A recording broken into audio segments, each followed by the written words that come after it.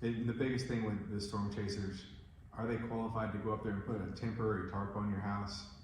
Probably. I would say it's a good hedge. You're going to do better business by going with somebody that's in your backyard that you're going to do business with every day. But if you're just trying to throw pieces together and put a tarp up there, you're on your own on that. I try to do business with reputable people, because if there's go backs or some problem that I have later on, or God forbid somebody falls through your roof, what then? You don't know, Right. You don't know. They have no reputation to hold up if they're not local. So you're a public adjuster, and you don't work for any insurance companies. You work for the public. Is that right? Correct. Okay. Well, tell the public what you do and how you can help them. So what I do is I like to advocate for homeowners on behalf of their insurance claims. And whatever the claim process is, sometimes I'll come in and advise they're trying to recover depreciation, which is part of your policy. You might get a little bit of money up front and you're trying to collect the rest of the money, but you don't know exactly how. And I can advise on that. Our full service process is where we come in, we open up a claim and we close a claim, or we open a denied claim and we close it out. We get it to where it's reimbursed in full, or to the most of the policy limits that are available. And we just make a level playing field for both the homeowner and the insurance company to try to make something favorable for both. If I'm using you to help me with an insurance claim on my house, I mean, from what you just described, why would I need you? I mean, I can call the insurance company, I can file a claim, I can deal with them, I know how to do that. I think should be an easy process, but maybe there's more to it that I'm not even aware of. I personally have never filed a homeowner's insurance claim, so educate me. So the process is on that. So you're calling somebody that you pay a premium to every month. And you're saying, hey, I have damages, how much do you owe me? Oh, okay, well, we owe you $8,000. How does that sound? And you can take it, or you can come back and argue. They're going to give you the first bait to say, we'll give you something small at best. They could come back and say, no, we don't owe you nothing. And then they're giving you all this insurance jargon to mull over, mediation, appraisal, some of the papers arbitration. I'm looking through the papers and I'm like, what does all this mean? It's just got line items with numbers, and then it's got depreciation and deductible and today and next week, and I just don't understand all this. It's like they're making it as confusing as possible so that you just go, I don't know, okay, sure. Well, the first thing they send out when you open a claim is called the reservation of rights. Okay. Inside the reservation of rights, it says that if you're committing a felony of insurance fraud, you're going to jail.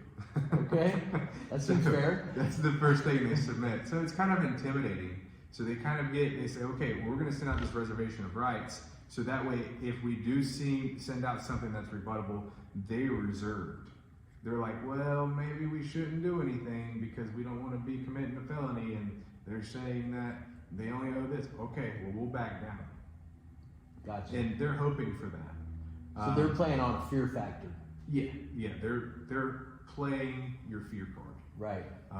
From the word go. Now, I'm not saying this is every adjuster at every claim, because some claims do go, like the one we were looking at earlier, it looked perfect. Yeah. There's no reason to interject. You showed them the damages, they said, okay, well, we agree. You did have to argue a little bit and say, hey, you guys missed this, this, and this, but they owned it. We love that. Yep. It's great. So that's a best case scenario then. Right. So you go to your insurance company.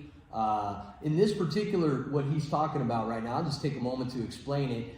We had a homeowner call us and say, we've got damages to the home. We already filed an insurance claim, an adjuster came out and they gave a recommendation on what needs to be repaired. So we went out there and we evaluated everything. We did an inspection of our own, and we said, yep, sure enough, what they're saying needs to be fixed does need to be fixed. And but while we were there, we looked around at the rest of the house and we said, well, what about this and what about that? And there was a lot of stuff that was missed. And it really ended up being probably another 60, 70% of the total damages to their home. And so what we did was we took that information and we shared it with the homeowner first and foremost, and they said, go ahead and contact our adjuster. So we called the adjuster and said, we've got other damages that we discovered out here. The adjuster said, send the estimate in. We sent it in to them. They looked it over along with pictures and everything else that we provided, and then they approved the repairs. Simple. I mean, I guess that's a best case scenario right there, as opposed to where I think that Ray really stands out and is able to provide services. Sometimes folks call insurance companies and say, hey, we've got some damage to our home. We need to file a claim. They open up the claim, the adjuster comes out, or maybe right off the gate without even an adjuster coming out, they just say, no, we're not going to honor the claim. And what I heard was, I didn't hear this from you, I just hear this out there in the world. What I heard was that big insurance companies, what they've done somewhere in the past so that they could increase their profits was they said, it's not illegal to say no, so why don't we just say no? And that's not every insurance company, but there are some out there that just automatically default to no. We're not going to do it. Then you got to kind of fight for it a little bit. And I think that's where you come in. Yeah, so when they say no, it's always, whether it's a good claim or not to file, it's always good to get a second opinion that is actually on your side. So we only get paid if the claim pays out. Okay. So we have skin in the game. So we come out, we have to put together those reports, we have to do inspections, we have to order inspections from the insurance companies and get those coordinated. So when we come out to analyze a claim and say, hey, is there any possibility of a payout? Because opening a claim without getting a payout, it only hurts you. So it hurts you monetarily today, and it also hurts your insurance report. So you're still going to get that bad mark on your record even if they don't pay out? Correct. Once you open the claim, that's it. The mark is there. Right. Whether they paid or not. Right. Well, darn it, I want money then. If I'm going to open a claim, I want to get some money if I'm going to take a bad mark. Right, because you're going to get rated on that next year. More yeah, absolutely. So that's important. And if there's nothing there, like, hey, there's nothing here, we don't mind telling you, hey, you don't have an option, or your option's so small that it's not worth pursuing. It's always beneficial to have somebody look even before opening that claim to protect your insurance reporting. Hey, this is, because the most people don't understand what a claim looks like, what's covered. Let's go back to a pipe leak, for instance. I have $4,000 in plumbing repair bills, or $7,000 because I had to get my house repiped. If there's a pipe leak, the plumber's bill is not going to be covered. The damages to get to the broken pipe, that can be covered, but that plumber bill isn't covered. So that first $7,000 doesn't go to your deductible. That doesn't go to anything. That's your responsibility for maintenance on your home. Because we didn't take care of the maintenance, they're saying we're not taking care of the plumbing repairs. But maybe the collateral damage? The collateral damage, yes. Most of the time those are covered. But if it's something minor and it's below deductible, you might have a $2,000, $3,000, $5,000 deductible and you've got $700 worth of damages.